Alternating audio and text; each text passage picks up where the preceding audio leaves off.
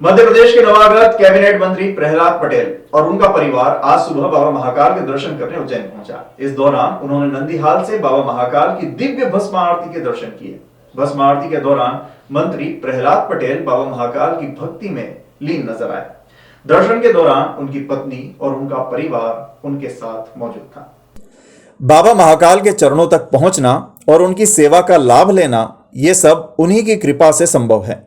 हम सब बाबा महाकाल से कुछ न कुछ मांगने आते हैं।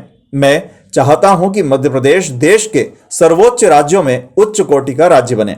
इस लक्ष्य की प्राप्ति के लिए हमारा बौद्धिक और शारीरिक सामर्थ्य काम नहीं करेगा। बाबा महाकाल की कृपा के बिना यह नहीं हो सकता। उनकी कृपा रहेगी तो सब काम सफल हो जाएंगे।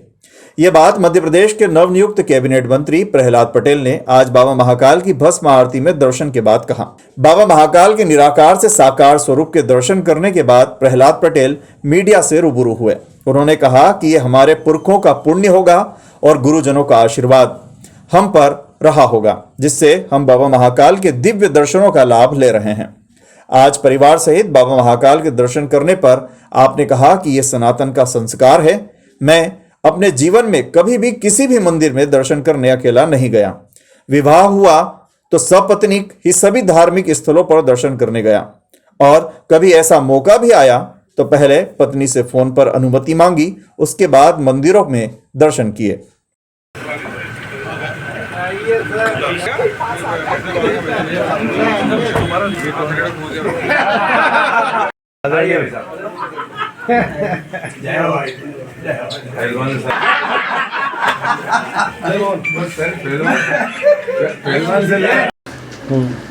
आज मेरे लिए बड़ा सौभाग्य का दिन है कि मेरे आराध्य परम पूज्य श्री राव जी का अवतरण दिवस है, और मैं पथिक हूँ जिसने जीवन में खान पान का और बाकी अनुशासन का जो उन्होंने मुझे संकल्प दिलाया था, मैं उस पर रास्ते पर चलता हूँ।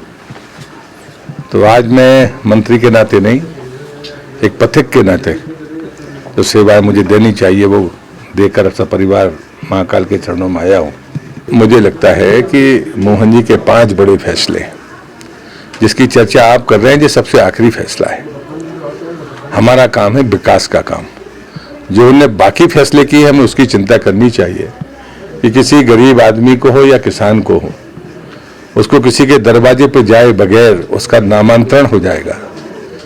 ये आज भी देश के सामने चुनौती है, और इसलिए मध्य प्रदेश के इस फैसले को मैं मानता हूं कि मोहन जी का ये फैसला, ये बड़ा फैसला है। चर्चा इसकी होनी चाहिए, जिससे आम गरीब और ताकतवर दोनों शायद कहीं ना कहीं मन में खटास रखते हैं, और जो उनका पहला फैसला है मैं उनका अभिनंदन करता हूं।